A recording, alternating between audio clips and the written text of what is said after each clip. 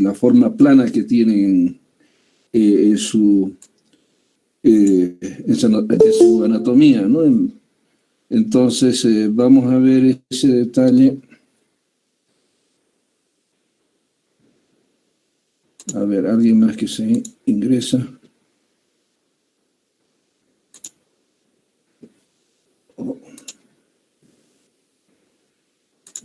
Ya. Entonces, recordar que el tema de hoy día, pues, es Minolepis nana, Dipylidium caninum, ¿no? Y, bueno, Diffilubotrium latum, tal vez hablemos un poquito, no sé si han llevado ya, pero de manera general, pues, recordemos que todos ellos son céstodos, ¿no? Y que, bueno, tienen algunas características comunes, ¿no? Entonces, solo para recordar, pues en esto de céstodos, hablamos de los grandes céstodos, los pequeños, a ver un ratito, vamos a estar todavía. Entonces, hay los grandes que ya han de haber llevado ustedes, Taenia solium saginata, también Diffilubotrium latum.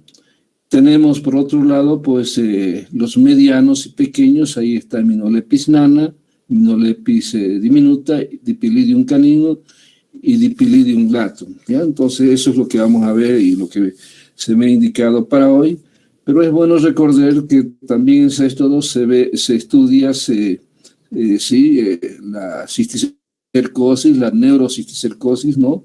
Que es producto, pues, de Taenia solium, ¿verdad? Y tenemos por otro lado las hidatidosis.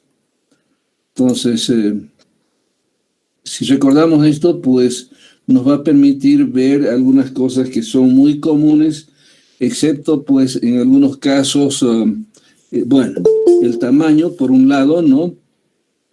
Por otro lado, los hospederos definitivos. Hay algunos casos donde requieren un hospedero intermediario, ¿no? Bueno, en ambos, en todos, ¿no? En caso de las tenias, pues el hospedero definitivo en este grupo de céstodos grandes, pues es prácticamente el hombre, el único hospedero definitivo, Taenia solium saginata. En cambio, Diffilubotrium, pues hay varias especies y el hombre, pues de manera accidental, adquiere la enfermedad. En cambio, en estos medianos y pequeños, pues como en Minolepis nana, pues el único hospedero definitivo es el hombre. En cambio, estos otros pues requieren de hospederos intermediarios. Eso es importante que lo vayan grabando, ¿ya? Bien. Entonces, vamos a pasar directamente al tema. Antes, pues tal vez, ¿sí? Están viendo la imagen, ¿verdad? Sí, doctor. Ya vamos a ir directamente entonces al tema que corresponde. Vamos a pasar rápidamente, pues eso no corresponde, pero sí vamos a ir directamente a esto. Entonces ya tienen una idea, pues son tenias pequeñas, ¿no? Entonces no llegan prácticamente ni al metro, ¿no? Entonces ya decíamos que en ese grupo pues estudia Minolepis nana, Minolepis diminuta y Dipylidium caninum, ¿ya? Entonces, nuevamente de común pues todas en el hospedero definitivo pues parasitan el intestino delgado, absolutamente todas las tenias, ¿no? Entonces el hospedero definitivo pues va a alojar también a estas tenias pequeñas en intestino delgado, ¿ya? Algo también que vale la pena recordarlo es que los más afectados son los niños, ¿ya? Entre todas estas, pues la más frecuente es Minolepis nana. Y bueno, ese nombre de nana es porque, como vamos a ver, de todas estas tenias pequeñas, pues es la más pequeña, ¿ya? Entonces, en zonas tropicales, pues la infección por estas tenias es muy, muy frecuente, ¿no? La literatura dice que al menos el 1%, pero algunas experiencias he visto en el trópico de Cochabamba que fácilmente puede llegar a un 50% en escolares, ¿no? Entonces, estamos hablando de céstodos, ¿no? Y todos estos céstodos, a diferencia de protozoos, todos son pluricelulares, ¿no? Y vamos a ver que en su ciclo de vida van de huevos, larvas y las formas adultas, ¿no? Y hemos dicho que los hospederos pues, pueden ser diferentes, ¿no? Y que en algunos casos pues requieren de hospederos intermediarios. Bueno, aquí un poco para ver la diferencia entonces de algunas características de estas diferentes especies de céstodos pequeños, ¿no? Tenemos Hymenopis nana, Hymenopis diminuta,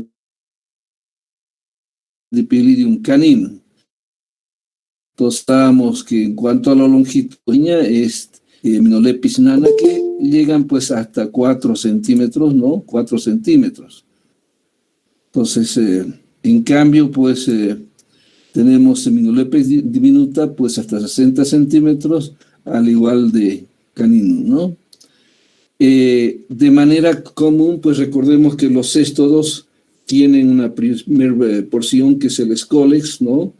Tenemos pues una pequeña porción más angosta, considerada como el cuello, y a partir de ahí pues generan las proglótides, ¿no? Entonces, si hablamos de la parte inicial, el escólex, pues en el escólex tienen de común que todas tienen ventosas, 4 ventosas, y recuerden que la Taenia solium saginata también tenía esas características, ¿no?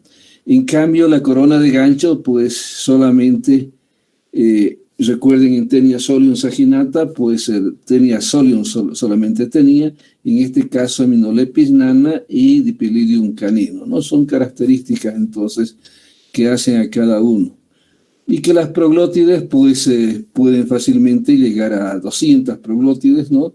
Y que eso le da el tamaño, la longitud de cada una de ellas. Entonces, todas estas proglótides que tenemos, las proglótides inmaduras, maduras y grávidas, entonces las grávidas pues van soltándose del resto del cuerpo, ¿no? Que se llama estróbila también, y que están cargaditas de huevos que son infecciosos pues desde el momento en que salen. En caso de Hymenopis nana, pues como es el único hospedero definitivo, pues será infeccioso solamente para otro humano. En cambio, estas otras especies de Hymenopis diminuta y caninum requieren de un hospedero intermediario, como vamos a ver, que son artrópodos, ¿ya? Eso es importante. Y de ahí, pues, recordar que existen en lo que es el ciclo de vida, ¿no? Un ciclo de vida que va de un mecanismo directo, indirecto, pues, y casos de autoinfección, como vamos a ver, ¿no?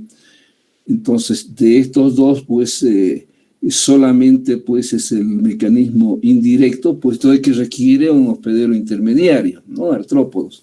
En cambio, en Hymenopis nana, pues, se van a dar las otras... las 3 formas las 2 formas más bien, excepto pues la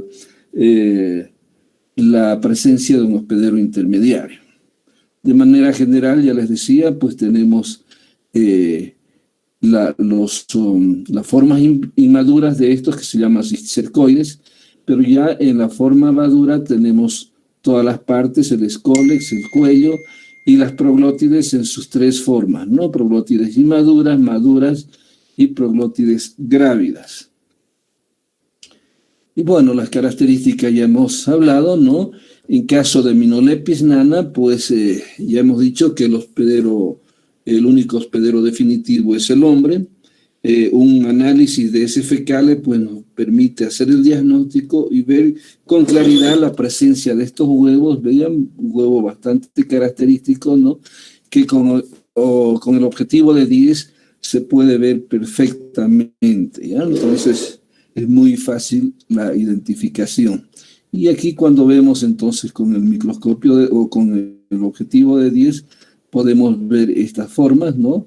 Estas formas que corresponden al huevo de Hymeneolepis nana. Si vemos un poquito mejor, pues una pared, vean ustedes, gruesa, ¿no? Donde en el interior van a encontrar pues la larva, ¿no? Entonces, ¿cuál va a ser los mecanismos de infección entonces para el hombre, para el humano, con Hymeneolepis nana, ¿no? Entonces, ya decíamos que cuando se elimina por las heces, pues ya esos huevos son infectantes, ¿no? Entonces, acá puede haber una autoinfección, entonces, que el mismo individuo pues pueda infectarse, ¿no? Al no asearse después de hacer sus necesidades y llevar con alimentos a la boca o a través de alimentos, ¿no? O también puede haber una autoinfección, ¿no? Donde el individuo, pues, más bien el mismo parásito, pues, al no salir completamente estos huevos, pueden madurar en el interior y dar lugar a otras especies del céstodo, ¿no? Entonces, la situación de esta manera, pues, hace que los niños a veces tengan una carga muy, muy importante de parásitos, ¿no? Entonces, aparte de haber una prevalencia importante, ¿no? La carga de estos parásitos puede ser muy importante, ¿no? Entonces, estos huevos que son eliminados, pues, conjuntamente a veces con estas proglótides maduras, ¿no? Liberan el embrión, que se llama embrión hexacanto también, y estos, pues, al llegar al intestino delgado, entonces van a crecer, ¿no? Hasta su forma adulta de estas tenias, ¿no? Donde vamos a tener las diferentes partes, ¿verdad? Entonces, todo esto puede ocurrir, pues, más o menos en 25 días, situación en que ya podemos ver en ese momento huevos, ¿no? Si queremos hacer un análisis, un coproparasitológico, ¿no? Entonces, antes, pues, aún todavía son inmaduras. Bueno, ya les decía que para estas diferentes tenias pequeñas, pues, puede haber esta situación en el ciclo biológico, ¿no? Una infección directa y a través de una forma indirecta, a través de hospederos intermediarios, ¿no? Y una autoinfección, ¿no? Una infección directa, esta primera y esta última, pues solamente se da en Hymeneolepis nana, ¿no? Donde el único hospedero es el hombre. En cambio, en las otras especies, pues requiere necesariamente de un hospedero intermediario, ¿no? Como vamos a ver más adelante. Entonces, un mecanismo directo, hemos dicho que antes de que salga, pues estos huevos, ¿no? Al exterior, pueden liberar su embrión y producirse, pues, la infección automáticamente.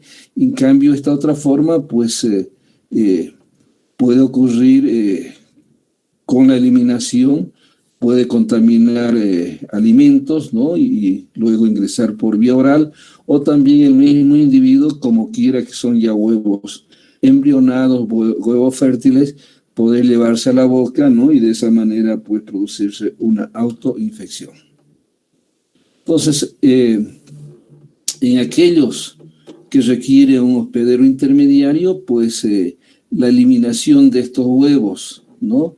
Por el hospedero definitivo, que es el hombre, o pueden ser, dependiendo de las especies, otros animales, ¿no? Estos huevos son ingeridos por estos artrópodos. Vamos a ver que existen también diferentes de estos artrópodos que tienen importancia médica, ¿no? O importancia en el ciclo biológico. Y bueno, estos evolucionan, ¿no? Evolucionan a cisticercos, y estos cisticercos ingeridos, pues, por los hospederos definitivos o accidentalmente el hombre, pues van a contraer la infección. Entonces, este cuadrito es importante para ver lo siguiente, ¿no? Nuevamente tenemos las especies, Hymeneolepis nana, diminuta y caninum, ¿no? Donde para todas, pues, es el intestino delgado, ¿no? Ya sea del hombre o de otros animales, dependiendo la variedad de estos de estos céstodos.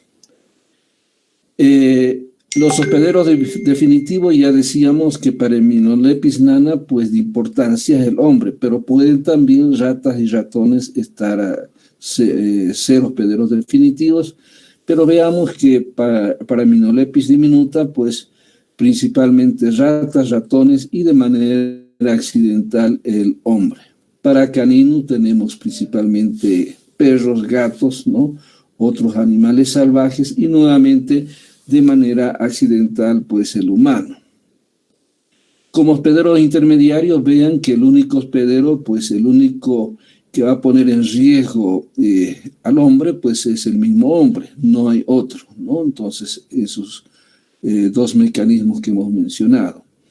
En cambio, pues en Hymenopletis diminuta hay necesidad de los artrópodos, como hemos indicado en la diapositiva anterior, ¿no? Tenemos ahí pulgas, cucarachas, gorgojos que pueden ingerir estos huevos, ¿no?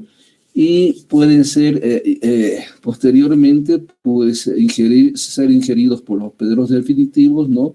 Contaminar muchas veces los alimentos, ¿no? El arroz y otros, y de esa manera pues también infectarse el hombre. En Diphyllobotrium caninus pues tenemos la misma situación, los piojos, pulgas de perros sobre todo, ¿ya? Entonces todos ingresan por vía oral, como vemos, ¿no? Y la duración del ciclo aproximadamente pues dura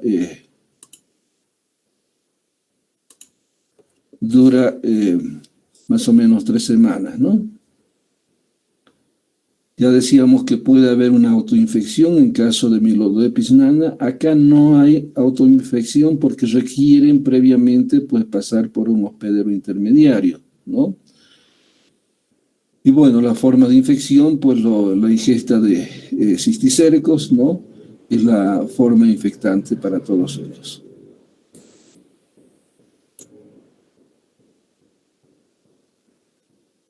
Entonces, estos céstodos, pues hemos dicho que se alojan en el intestino delgado y va a depender entonces de la carga parasitaria. Recuerden que en Taenia solium y saginata, pues generalmente era un solo céstodo, ¿no? De ahí el nombre también a veces que llaman, ¿no? Como solitaria, ¿no?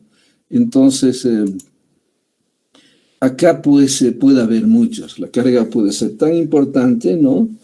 Y de acuerdo a eso también va a producir un cuadro clínico, o, bueno, a veces asintomático cuando la carga pues, de estos parásitos no son muy importantes. Entonces, a nivel del intestino, pues la irritación va a ser responsable de producir dolor abdominal, ¿no? A veces dolor tipo retortijón, puede haber diarrea y también ocasionar síndrome de mala absorción, nuevamente si hay una hiperinfección. Meteorismo, falta de apetito, debilidad, estamos hablando sobre todo los niños que van a padecer esta sintomatología, ¿no? El bajo peso, justamente por esta situación de comportarse como un síndrome de mala absorción, porque hay modificaciones de las microvellosidades, reducción de la superficie de absorción. Entonces, una característica, pues, en todas estas teniasis también es el prurito anal. Menos tal vez como como han podido ver en Oxyurus, pero esta situación también es de tomarlo en cuenta porque puede poner en riesgo también una autoinfección, ¿verdad?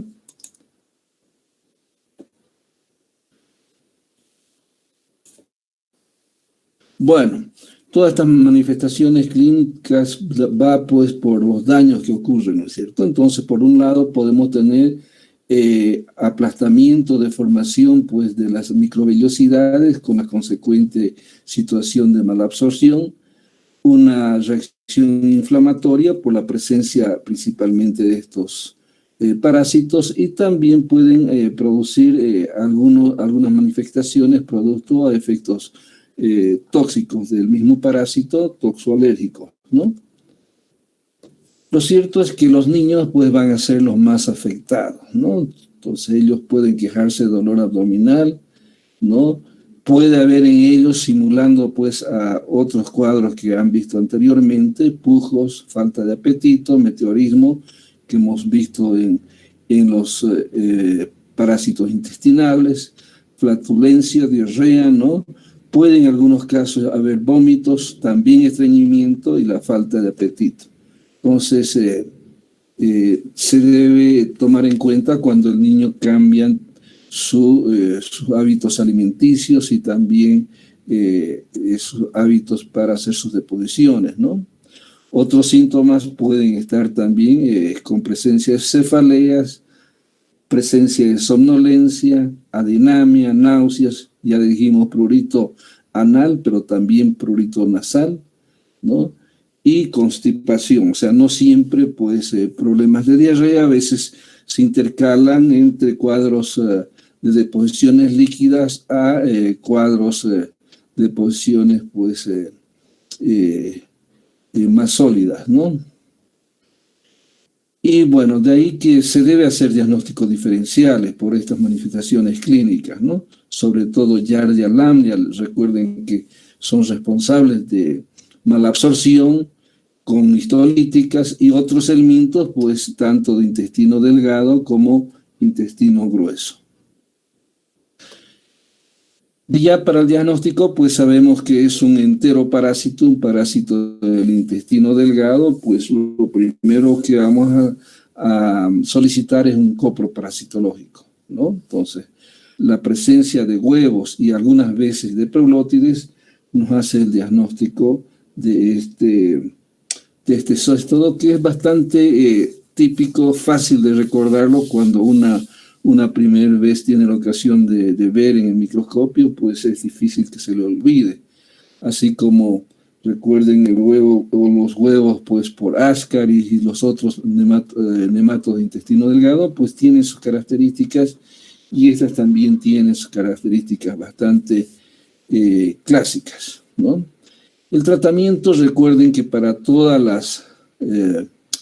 los zóstodos es el praziquantel. ¿Ya? El praziquantel es para todos, ¿no? Y decíamos que para cisticercos, pues albendazol. Aquí tengamos en cuenta de que el praziquantel se debe dar a dosis bastante altas, se recomienda 25 miligramos kilogramo peso, dosis única, pero se debe repetir a las 2 semanas, ¿no?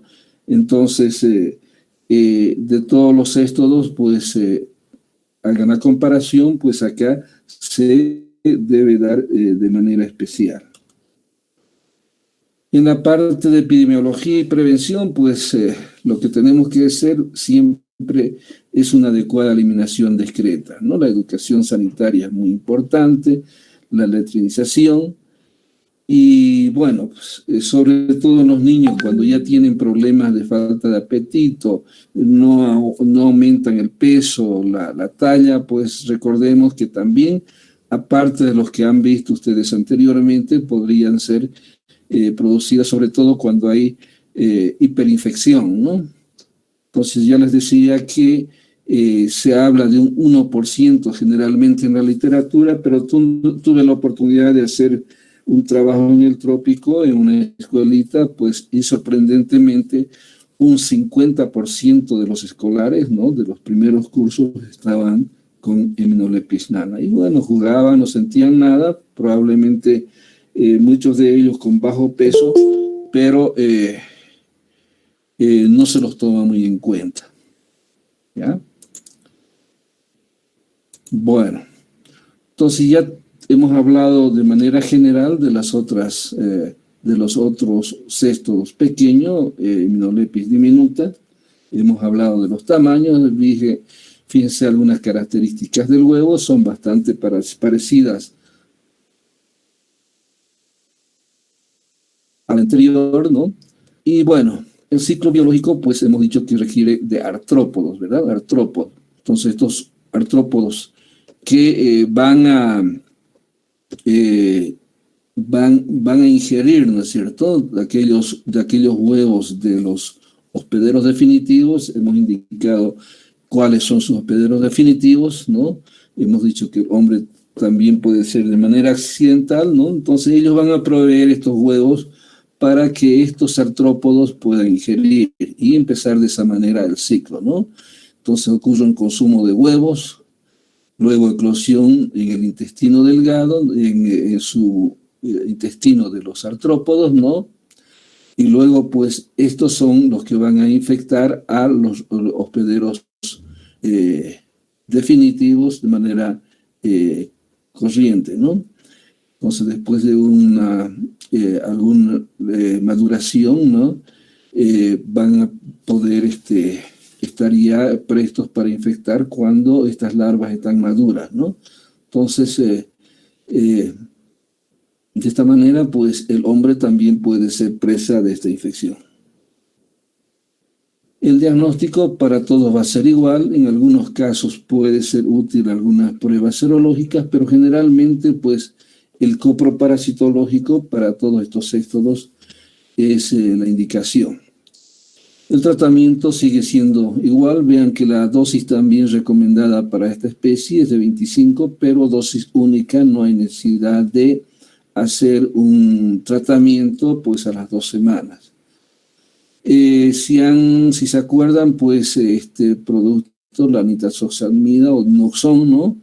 Que si bien tiene un costo bastante elevado, pues es una opción no solamente pues para protozoos, como han visto, ¿no? Protozoos intestinales, también es de utilidad para esta variedad de céstodos, ¿no?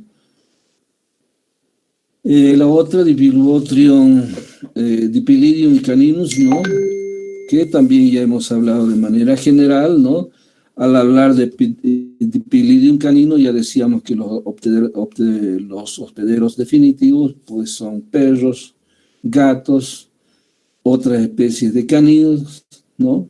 También animales salvajes, ¿no?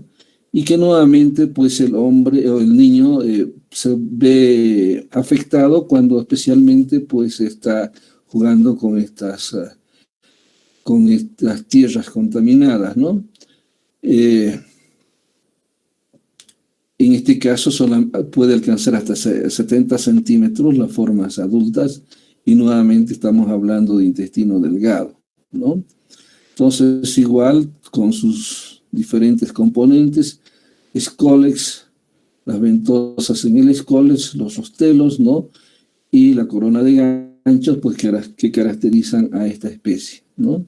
Entonces ahí vemos de manera general un céstodo maduro donde la parte anterior, pues esta parte más delgada, que estaría el escólex, y a partir de ahí, pues el cuello, y tenemos también las proglótides inmaduras, las proglótides maduras, y tenemos aquí ya las proglótides grávidas que juntamente con los huevos son eliminados, ¿no? Gran cantidad de estos huevos, ¿verdad?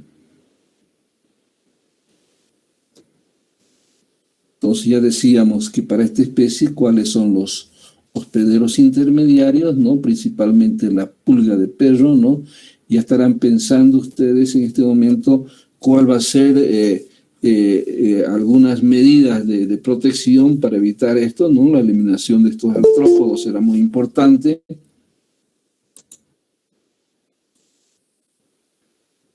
Y bueno, entonces la infección se va a dar con estos artrópodos, ¿no? Por la ingesta de pulgas que contaminan, ¿no?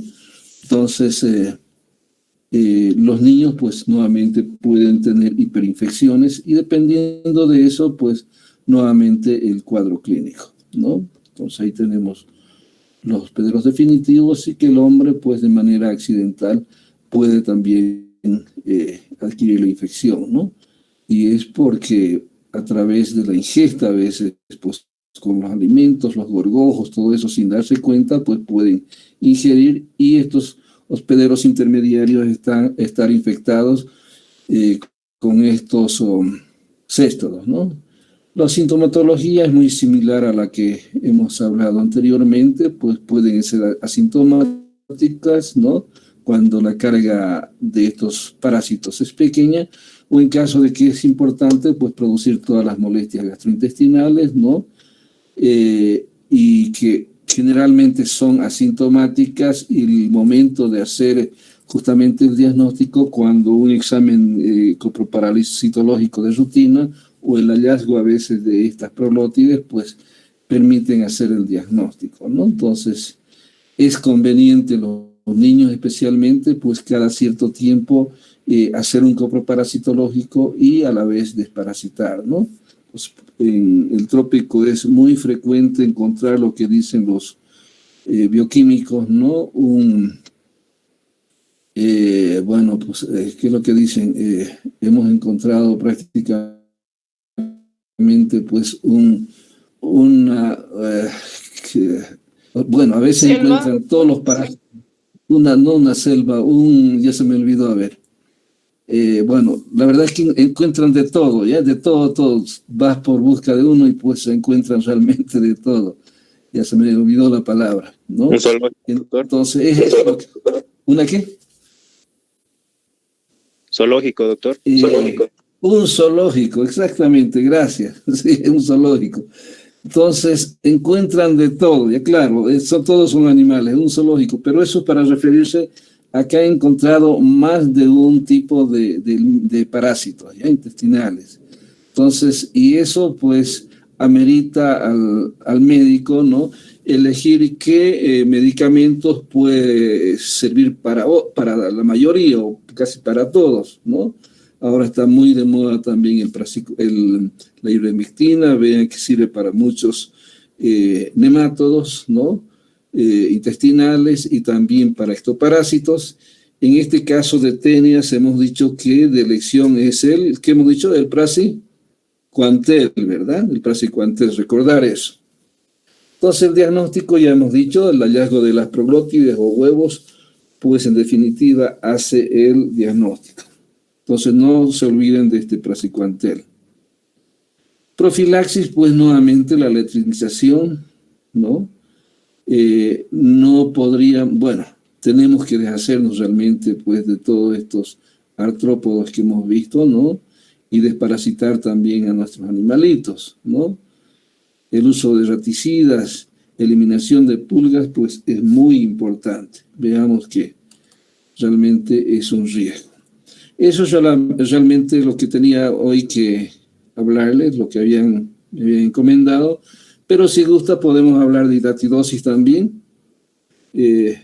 Bueno, mi grupo ya ha visto el día de ayer, pero si gustan pueden repetir o los que quieran que continuemos, pues si no tienen otra actividad.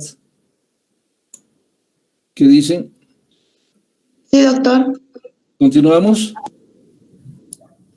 Sí, doctor, continuemos. Sí, doctor. Bueno, entonces ya hemos dicho que hidatidosis también está en otro grupo, ¿verdad? Hemos hablado de las tenias grandes, las pequeñas y medianas que acabamos de hablar, y también hemos hablado de cisticercosis, ¿no? Y también hidatidosis, que agrupan en este grupo,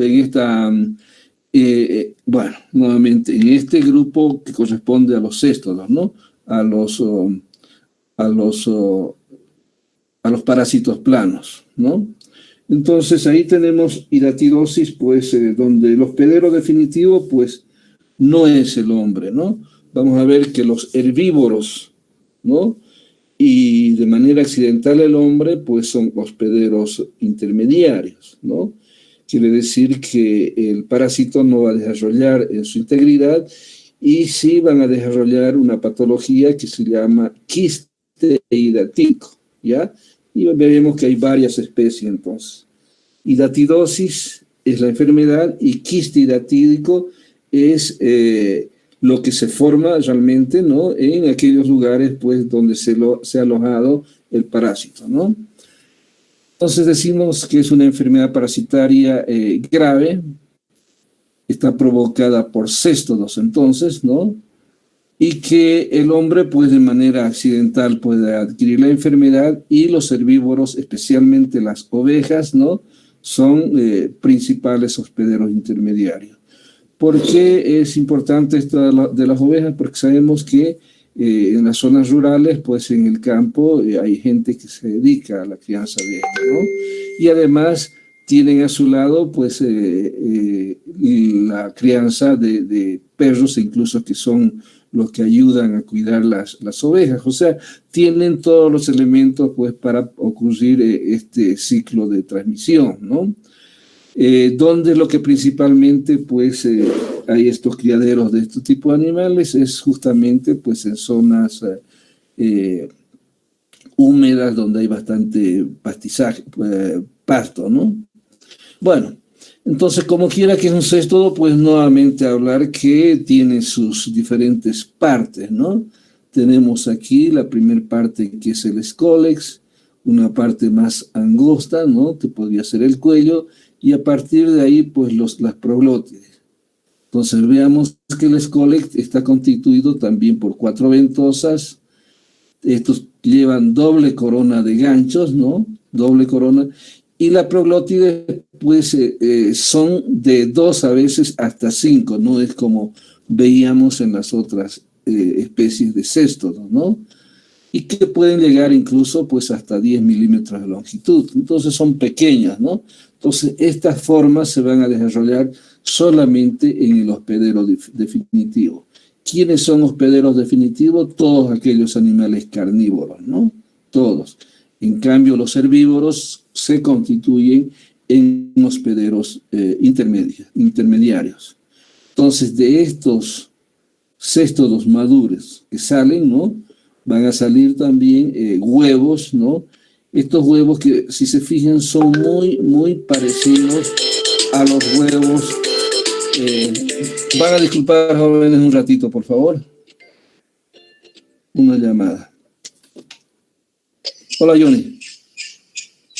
Doctor, buenas tardes. ¿Qué tal, Johnny? ¿Dónde se encuentra ahora? Estamos en Chipiriri debido a que, bueno, otras gentes han sido contaminados, le comento. Ya. Y si quiere, después con la doctora Maldonado.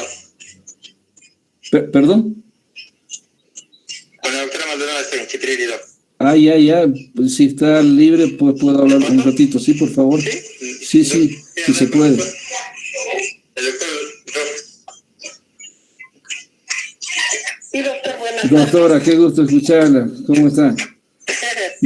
Aquí bien, doctor. Estoy recibiendo la visita, la supervisión del proyecto. Qué gusto escucharla. Se la escucha sana. Sí. Qué bueno. Sí, doctor.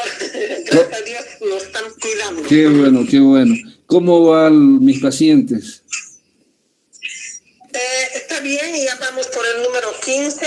Súper. Hay algunos que llegan hasta el primer mes, al segundo,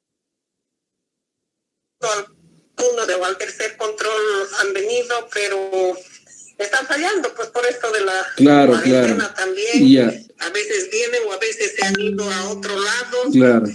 Pero hemos visto la cicatrización, eso perfecto. Es lo más importante. Hay que aprovechar esto del WhatsApp, doctora, para poder estar seguros. ¿Han tenido fracasos? No. Qué bueno. Ni uno. Qué bueno, doctor. Sí. Hay que tratar de ponerle el hombro porque así como van las cosas, pues es de gran ayuda para los pacientes este sistema de tratamiento, ¿verdad? Qué bueno, doctora. Yo le agradezco mucho. Pues. Sí, estamos yendo bien. Nosotros también contentos porque los pacientes confían, ¿no? Y dicen menos tiempo, pero... Qué bueno.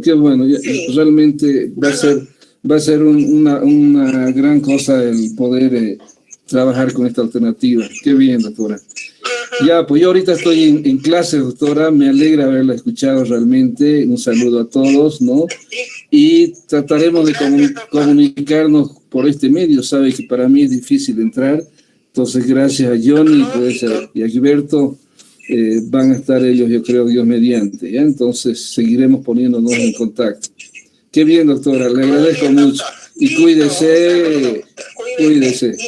Gracias. Bien, doctor. Hasta luego.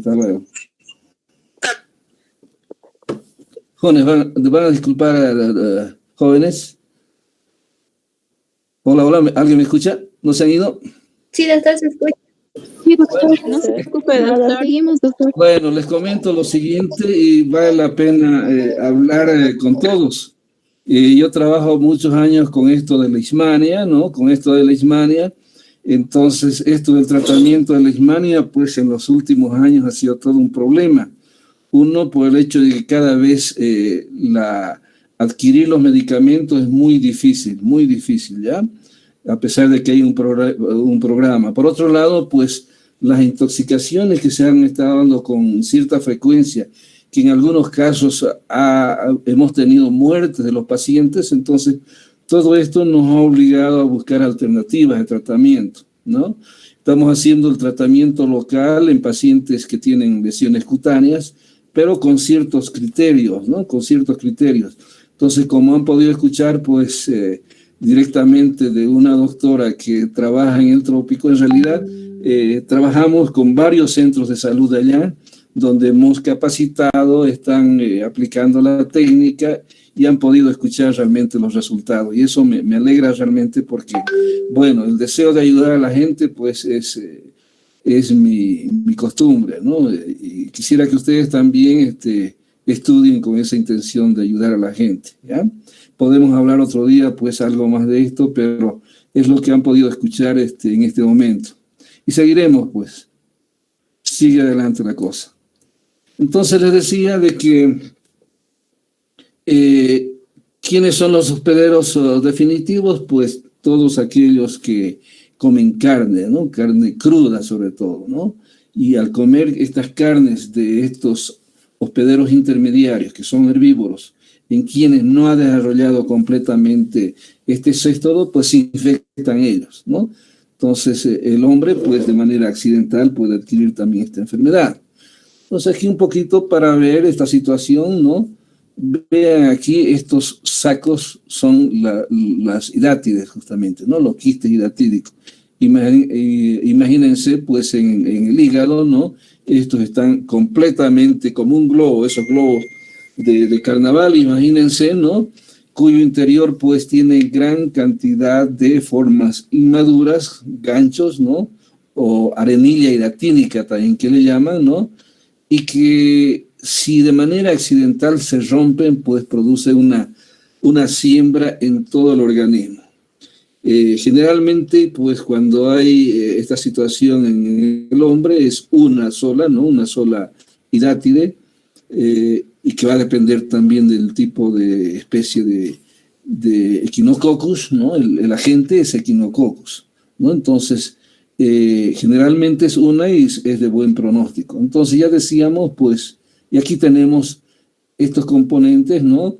Que son justamente, pues, las formas inmaduras, los quistes de estos céstodos. Cuando el carnívoro, pues, el animal come, ¿no? Come vísceras especialmente, o sí, hígados, todo eso, pues ingiere gran cantidad de estos, ¿no? Y pues en ellos sí se va a desarrollar la forma adulta que hemos visto, ¿no? Y posteriormente la eliminación de huevos, que van a infectar a los hospederos intermediarios. Los herbívoros, lógicamente, se van a infectar al consumir verdes, ¿no? Al consumir su forraje, ¿no? En cambio, el hombre, pues, de manera accidental también puede ingerir esto como alimentos, ¿no? Entonces, se debe tener mucho cuidado. Y aquí nuevamente, pues para ver lo mismo, hospederos intermediarios no se desarrolla la forma adulta, en cambio, pues forman los quistes. Y tienen que recordar la diferencia entre quistes y tumor, ¿no? Los tumores son compactos, son sólidos, en cambio aquí son bolsones, ¿no? Donde el componente principal es líquido, ¿no? Y pues en el interior tenemos las formas inmaduras, ¿no? Entonces, al comer estas vísceras, estos tejidos infectados con esto, pues se van a los animales salvajes y el perro también adquirir la enfermedad, ¿no? Y desarrollar en su intestino delgado el céstodo, ¿listo? Entonces el hombre, pues de manera accidental puede infectarse. Entonces, un gran problema, pues una enfermedad más de la que tenemos que recordar, especialmente en zonas rurales, y que pueden contaminar no solamente, pues, poner en riesgo al hombre, sino también a otros herbívoros, ¿no? Y hemos dicho pues que los hospederos definitivos son cánidos, ¿no? Perros salvajes, domésticos, ¿no? Y que el hombre de manera accidental, ¿verdad? Y los otros herbívoros, incluyendo los omnívoros, los cerdos también, ¿no? Que comen de todo, pueden también hacer esta forma de hidatidosis. Entonces, al hablar de hidatidosis, pues estamos hablando de que en el interior van a haber larvas, formas incompletas, ¿no? En los hospederos intermediarios. En cambio, nosotros, pues en los hospederos definitivos, por la ingesta principalmente de vísceras, pues las formas adultas, ¿no?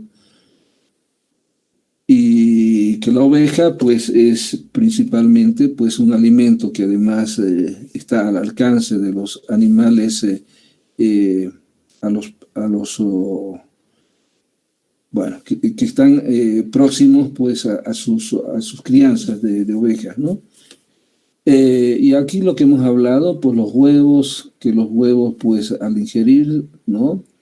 En el hospedero no definitivo, el hospedero intermediario, pues llega al intestino delgado, pero no se desarrolla la forma adulta, sino que del interior se liberan larvas, ¿no? Las oncóferas, y luego pues a través de la corriente sanguínea pueden ir a cualquiera de los órganos, pero el órgano más afectado es el hígado, ¿no? Y es ahí donde va a empezar a crecer el quiste, ¿no? Y en el interior de estos quistes pues siguen multiplicándose, pero formas inmaduras, ¿no? Van a haber miles de parásitos entonces, ¿no? Ahí tenemos el huevo entonces, ¿no?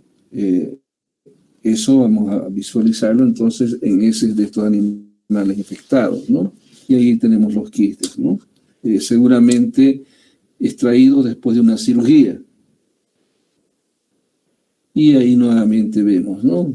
Gran cantidad de parásitos, entonces, de un quiste. Y ahí está el escoles, la forma inmadura del céstodos y algunas larvas. Una pieza de hígado, entonces, donde vemos, pues, ahí algunos quistes, ¿no? Y así como vemos, entonces, ¿no? Cuando se ha extraído después de una cirugía. Entonces vamos a ver más adelante que algunas variedades de estos Echinococcus producen formas quísticas, como vemos acá, ¿no? Con paredes bien delimitadas, ¿no? Y en otras situaciones, pues, estas paredes no tienen esta forma bien delimitadas, más bien son invasivas hacia los tejidos, de ahí que son de mal pronóstico, ¿no? Una especie de cáncer donde invade, pues, los tejidos adyacentes. Entonces hay Echinococcus granulosus, que es la más frecuente, entonces produce esta variedad de quistes, ¿no? Y eso facilita entonces la extirpación. Algo de las manifestaciones clínicas, pues en realidad, dependiendo de la ubicación de los quistes, en realidad pueden producir dos problemas, ¿no? De que estos quistes, a medida que vayan creciendo, especialmente en cavidad abdominal donde hay espacio, ¿no? Pueden ir aumentando, se dice que más o menos 1 centímetro por año, imagínense, puede llegar incluso a 20 litros, ¿no? Ese quiste, entonces va a producir compresión de tejidos adyacentes, ¿no? Puede producir una sensación de compresión, de saciedad también, pero si se localiza, imagínense, a nivel de pulmones, pues no va a poder crecer tan grande, ¿no? Pues rápidamente puede producir destrucción del tejido, incluso producir cuadros que provoquen la tos y eliminar incluso a través de la voz, pues, de la tos estos componentes, ¿no? Y si es a nivel de cavidad encefálica, imagínense, pues pueden producir cuadros completamente diferentes, incluyendo hipertensión endocranial, ¿no? Entonces, considerar de que ese contenido que tienen los quistes, hemos dicho que es líquido y es además formas inmaduras, larvas de estos Echinococcus, ¿no?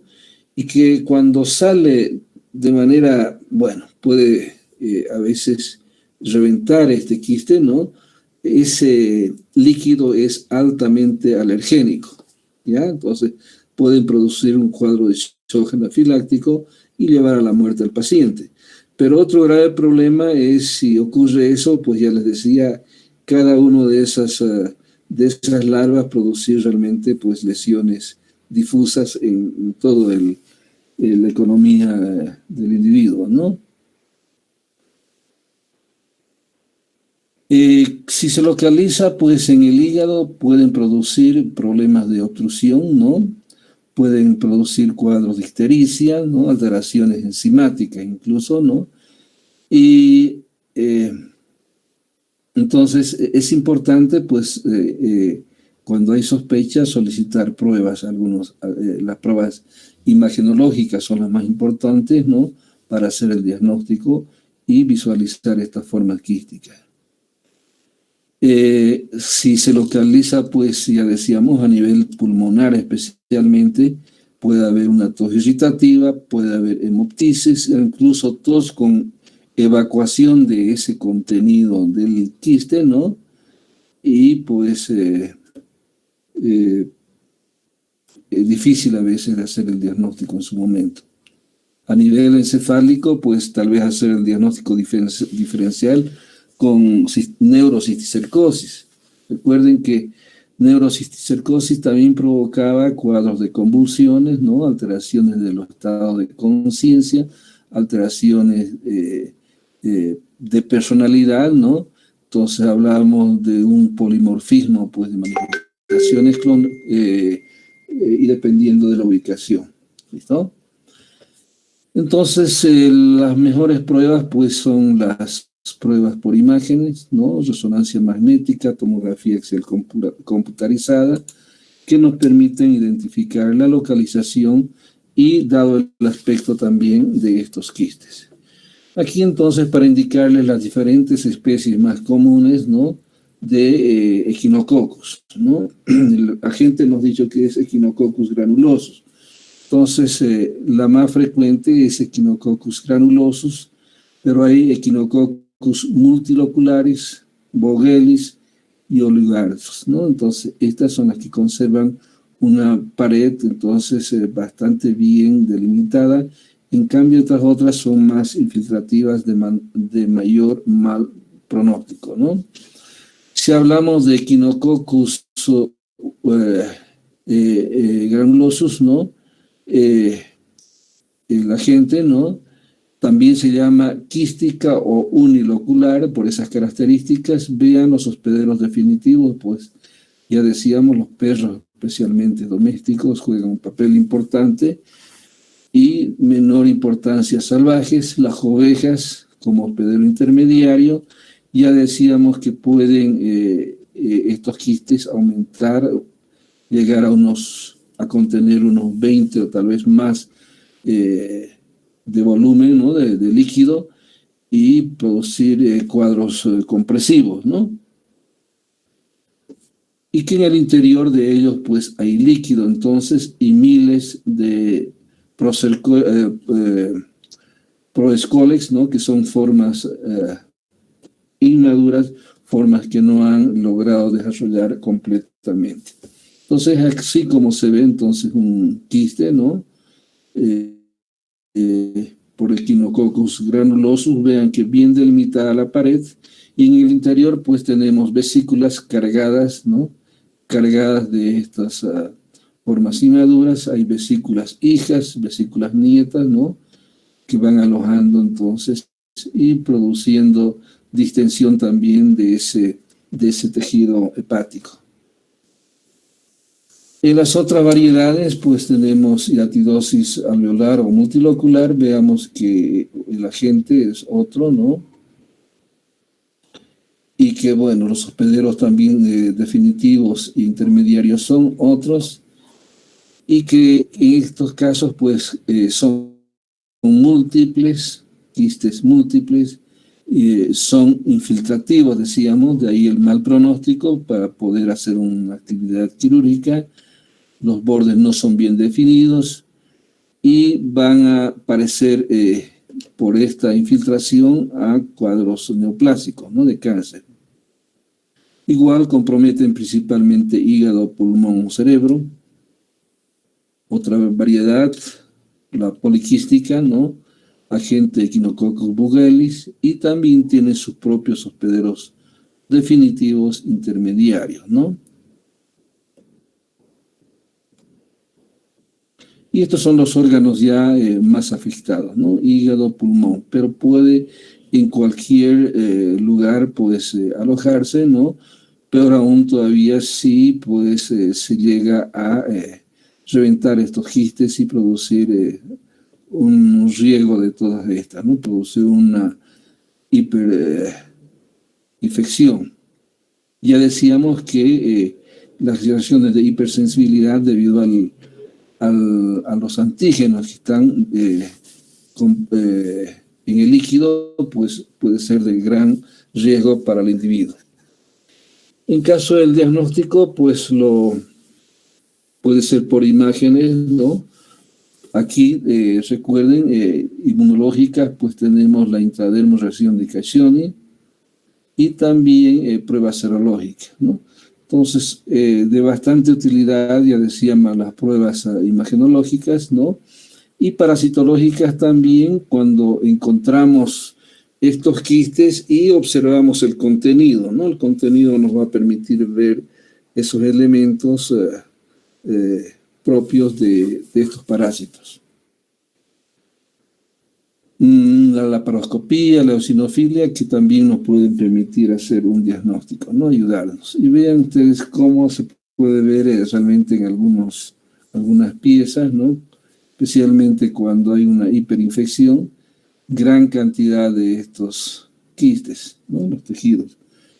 Al parecer es tejido hepático, pues hemos dicho, vean, probablemente una de las variedades que hemos indicado, ¿no? Sea el causante. Diagnóstico diferencial, pues con tumores de hígado, tumores de pulmón, y hemos dicho que los tumores son masas compactas, ¿no? A diferencia de estos que son de contenido líquido. Si hablamos del tratamiento, pues Echinococcus granulosus tiene mejor pronóstico, y especialmente cuando hay un buen acceso para poder ingresar a través de una extirpación quirúrgica.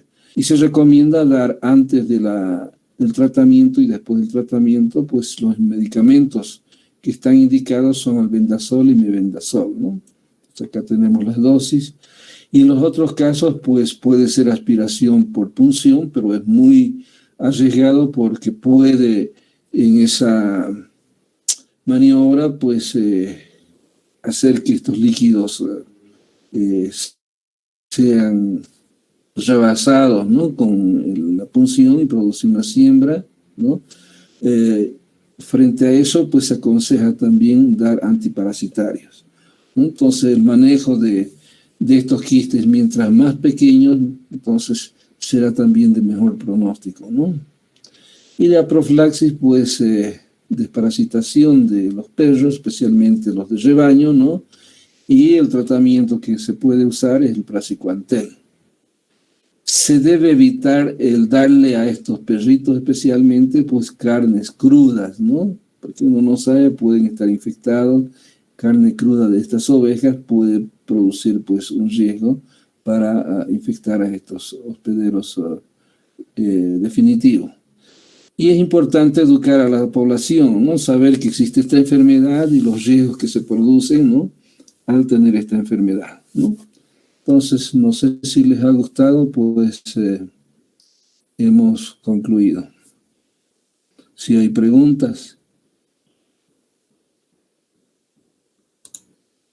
Están todavía 40, todavía 39 han quedado. No sé cómo. Doctor, buenas tardes. Buenas tardes, jóvenes. A ver. Perdón, quería preguntarle, en una tomografía, no, perdón, en un TAC, ¿cómo es el aspecto de un quiste y cómo es el aspecto de un tumor? Ya, la imagen. Entonces, el líquido da un aspecto refringente a estas imágenes, ¿ya? En cambio, los otros, pues, dan un color, dada la opacidad, ¿no? A ver, ¿cómo les indico?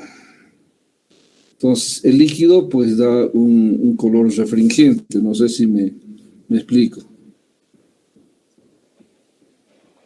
¿Transparente o algo así, doctor? Sí, un color blanquecino, entonces, ¿no?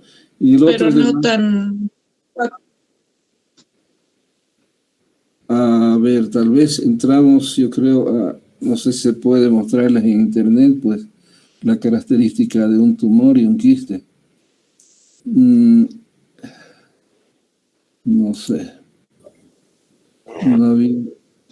Bueno, esto es más macroscópico, ¿verdad? Creo que no he mostrado ninguna, ¿no? Deberían, me olvidé. Esta está, fíjense. Entonces, esto es lo que les decía, ¿no? Vean ese color.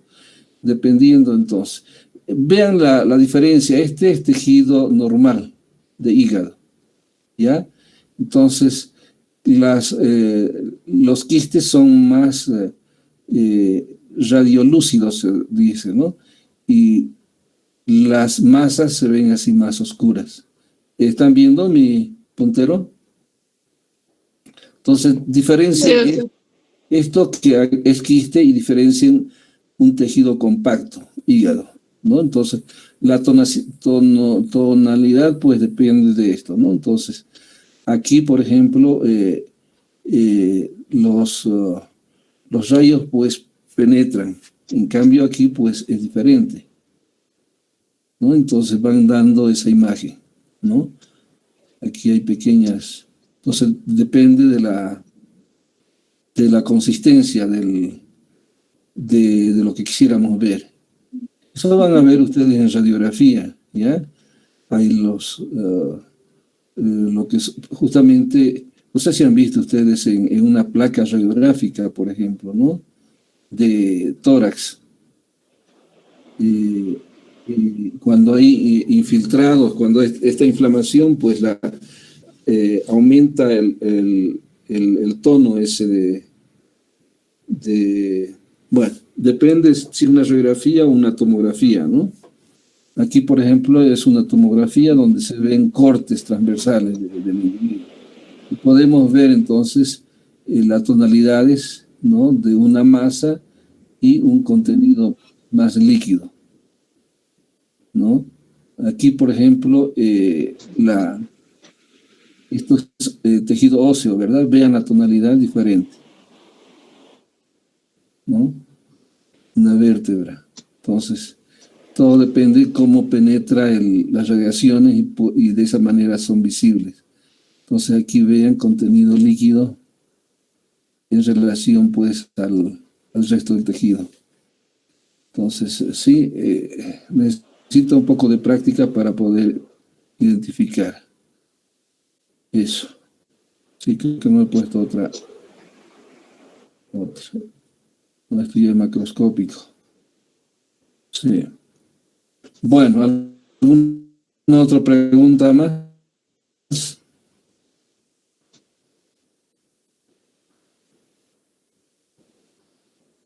Bueno, con eso, esta clase de hiatidosis creo que tenían que dar, ¿o ya vieron anteriormente? No, doctor, no se dio bien. ¿Qué tema queda pendiente de lo que no se haya dado? Para ver si podemos completar en otro momento o no sé. No sé cuál es su estado de salud aún todavía del doctor Lozano, ¿no? Pero trataremos lo posible de que las cosas continúen, ¿no? Sin retraso para ustedes. Sé que las otras clases son... aquí tengo un programa, creo. ¿Cuándo tienen la otra clase?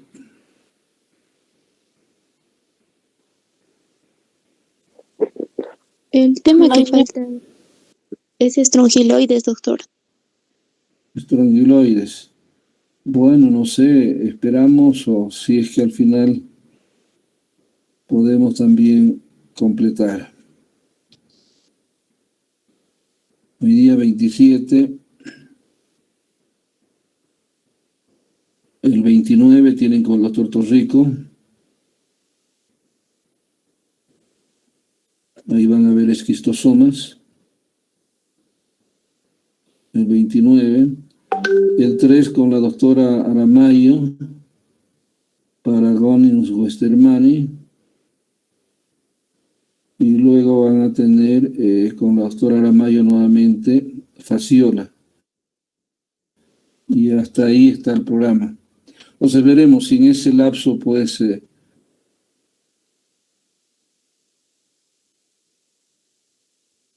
ya me avisan. ¿Listo? Está bien, doctor. ¿Alguna pregunta, jóvenes? ¿Se ha entendido? No mucho. Yo le voy a subir entonces a Adriana, aunque ya debe grabado, ¿verdad? Sí, doctor. Y entonces, pues tienen entonces el material. ¿Ya? ¿Ya? ¿Qué más? Entonces, gracias por su asistencia, pues no creo que haya dificultades de que no hayan podido ingresar, ¿no? Por no estar en el Zoom. No, doctor, se les avisó que íbamos a pasar por Met. Ya no creo que se haya saturado, ¿no? El Meet y no hayan podido ingresar, porque hasta el final hemos estado aceptando. Espero que no. No, doctor, al parecer nadie ha tenido problemas. Ya, perfecto. Entonces, ¿La próxima clase va a ser en Zoom, doctor, o igual en Meet? no lo sé, no lo sé. Hemos optado esto porque intenté abrir y no, algún problema, no sé exactamente de qué tipo. No sé si ustedes también tuvieron ese problema. No se lograba entrar. Es que, doctor, alguien se ha entrado a nuestra clase y han pasado clases ahí, por eso no se podía. Ya, si me toca, pues para una próxima, siempre intentamos el Zoom y si no se puede, nos vamos al Meet. Bueno, doctor. Sería preferible en Zoom, nomás, doctor. El Meet es muy pesado. En Zoom prefieren, claro. Por eso, si está habilitado el Zoom, hacemos Zoom. Si no, pues no vamos a dejar pasar, ¿verdad? Ya, entonces en el momento decidimos eso. De todas maneras, hablen, si pueden, ¿no? Con los docentes que respeten los horarios, pues. O tal vez hablar con la misma Madeline